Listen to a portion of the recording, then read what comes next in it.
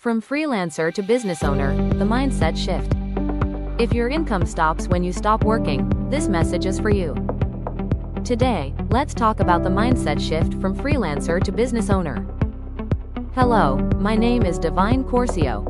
I'm a Filipino entrepreneur helping Filipinos sell online in the US. This video is brought to you by Her Inner Shift, Prep for You Services, The Follow Hub, Gawang Kame US, DCS, Digital Consultancy and Services. Freelancers think in hours. Business owners think in systems. Freelancers do everything themselves. Business owners build processes. This shift doesn't happen overnight. It starts with how you make decisions. You don't need to stop freelancing. You need to stop thinking small.